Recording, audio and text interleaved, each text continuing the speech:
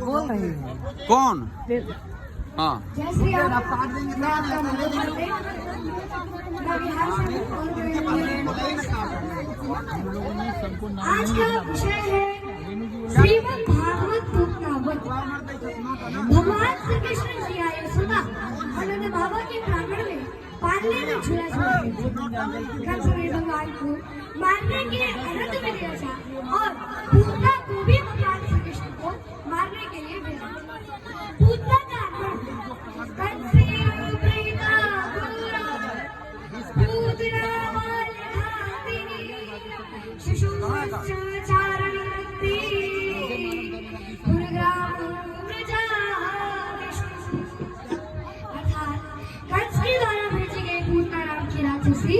जो छोटे छोटे बच्चों को मारती हुई नगर में प्रवेश कर गई, फिर मायावी रूप से सुंदर स्त्री बनकर गोकुल नगर में प्रवेश कर जाती है।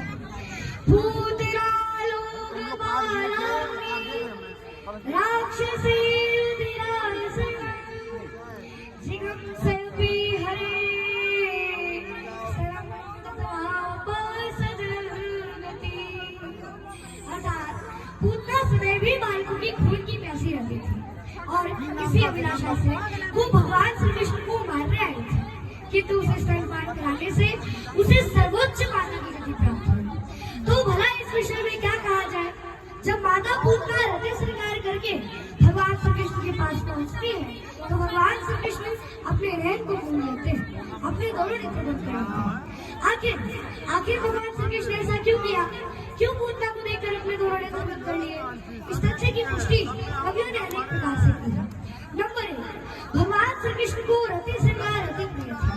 अगर कन्हैया पूतना से अपने नयन को मिलाते तो उनसे प्रीति हो जाती और जिससे प्रीति हो जाती है, प्रेम हो जाता है, उसका वर्णन ही किया जाता है। नंबर 2, कन्हैया के सामने किसी प्रकार की माया नहीं दिखती। कृष्ण ने सोचा कि नहीं, मैंने इसके सामने नेत्र खोल दिए तो इसका राक्षस रूप प्रकट हो जाएगा, जिसे देखकर मेरी मैया डर जाएगी। नंबर 3, प्रभु ने सोचा कि मेरी प्राप्ति तो किसी साधन के बिना नहीं हो सकती, इसने इस जन्म में तो नहीं बल्कि पूर्व जन्म में जरूर कुछ साधन किए होंगे, इसीलिए उसे देखने के लिए कन्हैया ने नेत्र बंद कर दिया कि प्रभु आप आइए। कन्हैया ने नेत्र बंद कर दिया। नंबर 4, कन्हैया ने सोचा कि मैं तो गोकुल में माखन मिश्री खाने आया था, परंतु आज तो छठवें दिन ही विष पीने का अवसर आ गया और विष पीने का अभ्यास मेरा नहीं बल्कि भगवान शिव का है, इसलिए भगवान शिव का ध्यान करने के लिए कन्हैया ने नेत्र बंद कर दिया कि प्रभु आप आइए और विष पी लीजिए, बाद में कुछ। नंबर 5, भगवान विराट स्वरूप श्री कृष्ण के माया नेत्र सूर्य और माया नेत्र चंद्र है। मानो सूर्य और चंद्र ने भगवान श्री कृष्ण से कहा कि हे प्रभु, आप इस राक्षसी को कोई भी गति दे दे, परंतु हम अपने मार्ग से गोकुल नहीं जाएंगे। नंबर 6, प्रभु ने सोचा कि इसने मादा का रूप भले धारण कर रखा है, परंतु इसके हृदय में क्रूरता भरी गई है, इसलिए ऐसी स्त्री का मुख नहीं दिखना चाहिए। पूतना ने भगवान श्री कृष्ण के मुख में कृष्ण से दस्तक को डाल दिया। भगवान श्री कृष्ण दूध पीने के साथ साथ उसके प्राण भी लगने लगे। पूतना वहां से भागी और राक्षसी रूप प्रकट हो गई और कहने लगी,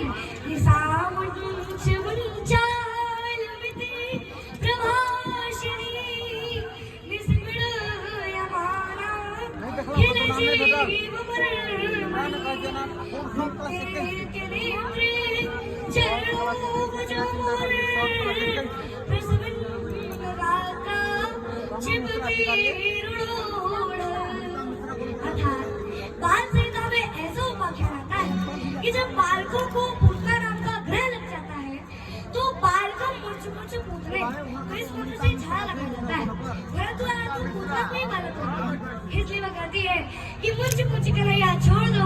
कन्हैया ने कहा कि मौसी, हम जिसे पकड़ते उसे छोड़ते नहीं है। इस प्रकार पूतना मृत्यु गति को प्राप्त हुआ। पूतना का शरीर बहुत बड़ा था, जहाँ उसकी हल्की गिरी वह अलीगढ़ हो गया, जहाँ उसका गला गिरा वह हाथरस हो गया, जहाँ उसका हाथ गिरा वह हाथरस हो गया। फिर भगवान श्री कृष्ण ने माता पूतना से क्षमा याचना की कि हे माता,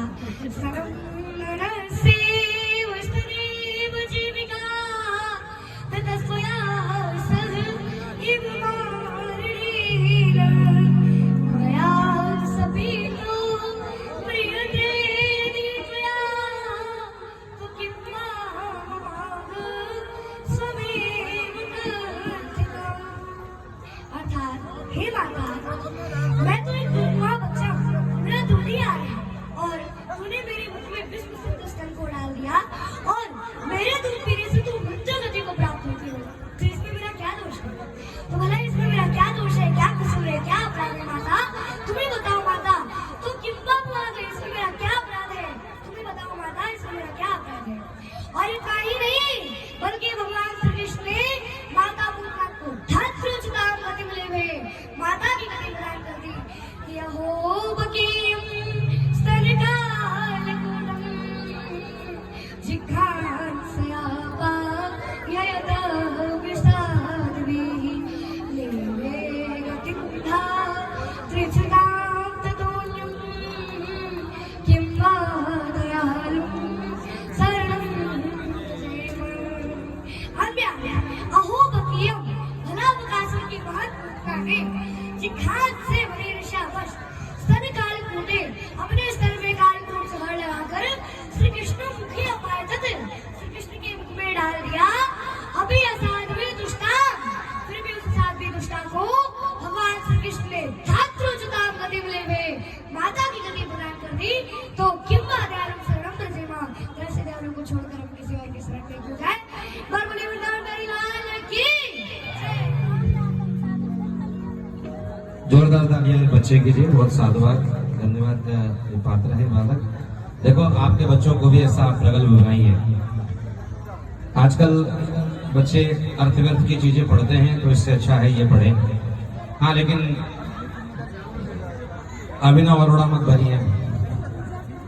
सब लोगों से विनम्र निवेदन है कि अभिनव अरोड़ा बनने का यत्न प्रयत्न करे। नौटंकी वाली भक्ति अलग होती है और भाव वाली भक्ति अलग होती है। ये बच्चे जब श्लोक पढ़ते हैं, भजन करते हैं, चिंतन करते हैं, पढ़ाई भी करें, अध्ययन भी करें, और ये जो गायन कर रहे हैं, इस गायन को निरंतर जारी रखें बच्चे। जो साधना के लिए हो, पता चला कि प्रचार प्रसार के लिए, एडवर्टाइजमेंट के लिए अगर हम लोग भगवत भक्ति करें तो उसका कोई भाव उत्पन्न नहीं हो पाता। पहले सेवा करो और फिर मेवा के पीछे दौड़ने का यत्न प्रयत्न तुम्हें करने की जरूरत नहीं है। सेवा करोगे तो अपने आप मेवा जो है वो मिलना शुरू हो जाता है। सेवा जब जब करते हैं हम लोग, तो भगवान की बड़ी कृपा जो है, ऐसे बालक के ऊपर कृपा बनी रहे, ऐसी प्रार्थना करो।